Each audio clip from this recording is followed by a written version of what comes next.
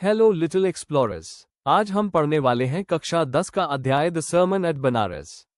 इस अध्याय में गौतम बुद्ध हमें जीवन और मृत्यु का सच्चा अर्थ समझाते हैं। तो चलिए शुरू करते हैं। The sermon at Benares chapter Gautam Buddha की टीचिंग्स पर बेस्ड है, जहां वो लोगों को लाइफ का रियल ट्रूथ समझाते हैं। ये कहानी एक ऐसी वुमन किसा गौतमी की है जो अपने बेटे से बहुत ज्यादा अटैच थी। कहानी की शुरुआत होती है जब किसा गौतमी का छोटा बेटा मर जाता है। अपने बेटे की डेथ को वो एक्सेप्ट नहीं कर पाती और बहुत सैड और डिस्टर्ब्ड हो जाती है। वो अपने बच्चे को गोद में लेकर घर घर जाती है और लोगों से रिक्वेस्ट करती है कि कोई उसके बेटे को फिर से अलाइव कर दे। लोग उसे समझाने की कोशिश करते हैं, लेकिन वो किसी की बात नहीं मानती क्योंकि उसका दुख बहुत गहरा होता है। आखिर में एक समझदार व्यक्ति उसे गौतम बुद्धा के पास जाने की सलाह देता है।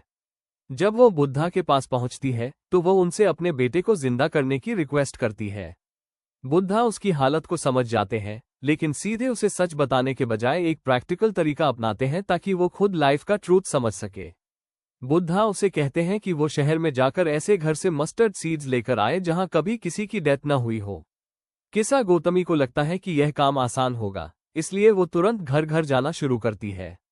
लेकिन जब भी वो किसी घर में जाती है, लोग उसे राय देने के लिए तैयार हो जाते हैं, पर जब वो पूछती है कि क्या इस घर में कभी किसी की मृत्यु नहीं हुई, तो हर घर से एक ही जवाब मिलता है, हमने भी किसी अपने को खोया है। धीरे धीरे वो कई घरों में जाती है और हर जगह उसे यही सच्चाई पता चलती है कि डेथ हर फैमिली का हिस्सा है। यह एक्सपीरियंस उसके लिए एक टर्निंग पॉइंट बन जाता है।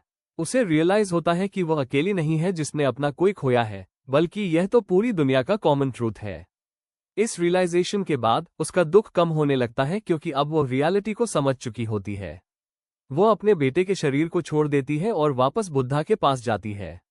अब वो पहले जैसी डेस्परेट नहीं होती, बल्कि शांत और समझदार हो चुकी होती है। बुद्धा उसे लाइफ का डीपर मीनिंग समझाते हैं कि जो जन्म लेता है उसकी मृत्यु निश्चित है और हम इस ट्रूथ से भाग नहीं सकते।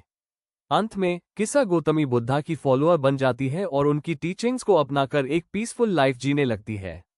इस तरह ये चैप्टर हमें सिखाता है कि डेथ इज इनेविटेबल और एक्सेसिव अटैचमेंट ही सफरिंग का मेन रीजन है। जब हम लाइफ की रियलिटी को एक्सेप्ट कर लेते हैं, तभी हमें ट्रू पीस मिलती है। ये कहानी सिर्फ एक वुमन की नहीं है, बल्कि हर इंसान के लाइफ की रियलिटी को दिखाती है, जिससे हम सीख सकते हैं कि हमें अपने इमोशंस को समझकर लाइफ के ट्रूथ्स को एक्सेप्ट करना चाहिए। तो दोस्तों, द सर्मन एट बनारस से हमें यह इंपॉर्टेंट लेसन मिलता है कि लाइफ और डेथ दोनों ही नेचुरल है और हमें रियलिटी को एक्सेप्ट करना चाहिए। उम्मीद है आपको यह एक्सप्लेनेशन हेल्पफुल लगा होगा। अगर वीडियो पसंद आए तो लाइक, शेयर और चैनल को सब्सक्राइब करना मत भूलना। आज का चैप्टर यहीं खत्म होता है। मिलते हैं नेक्स्ट वीडियो में।